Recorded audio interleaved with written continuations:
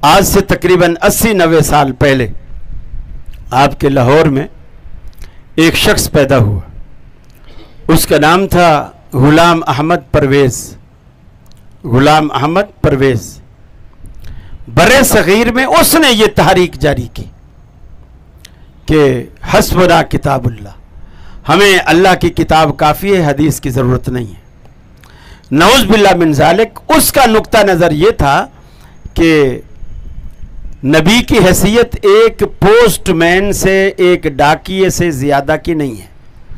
जिस तरह डाकिया आता है उसकी ज़िम्मेदारी ये है उस पर जो एड्रेस चिट्ठी पर लिखा है उस एड्रेस पर वो ख़त पहुंचा दे, ये उसकी ज़िम्मेदारी पूरी हो गई। उसको खोलकर, लिफाफे को खोलकर, ख़त निकाल कर घर वालों को पढ़ाकर सुनाना समझाना, ये डाकिये की ज़िम्मेदारी नहीं है।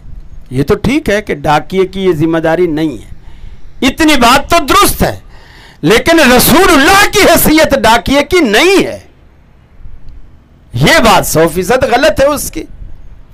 कुरान ने नबी की 4 हैसियतें बयान की। यतलू अलैहिम आयातिही, कि वो अल्लाह के कुरान की आयात पढ़ता है। यतलू अलैहिम, उन पर पढ़ता है, गोया उन्हें तिलावत करके कुरान सिखाता है। वयुज़क्कीहिम, और कुरान के जरिए उनका तज़किया करता है, उनकी तहारत करता है, गुनाहों की, कुफ्र की, शिर्क की अमेज़िश से उनके ईमान को पाक और साफ करता है। वयुअल्लिमुहुमुल किताब, 2 जिम्मेदारियां, कुरान पढ़ता है, तिलावत करता है, इसके जरिए उनका तज़किया करता है। तीसरी जिम्मेदारी वयुअल्लिमुहुमुल किताब, वो किताब की तालीम देता है, मुअल्लिम है किताब का। डाकिये की यह हैसियत वाकई नहीं है कि वो पढ़कर सुनाए, बताए, समझाए, सिखाए, नहीं, लेकिन रसूल की हैसियत चूंकि डाकिये की नहीं है, लिहाजा ये तीसरी जिम्मेदारी कि वो मुअल्लिम कुरान है।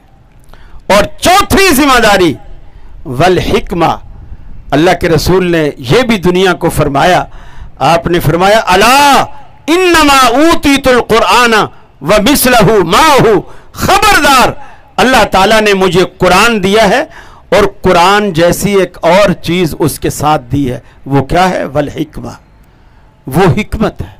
कुरान जैसी और चीज अल्लाह ने मुझे अपने साथ दी है इस कुरान के साथ, और वही हिकमत है, आप उसकी तालीम देते हैं।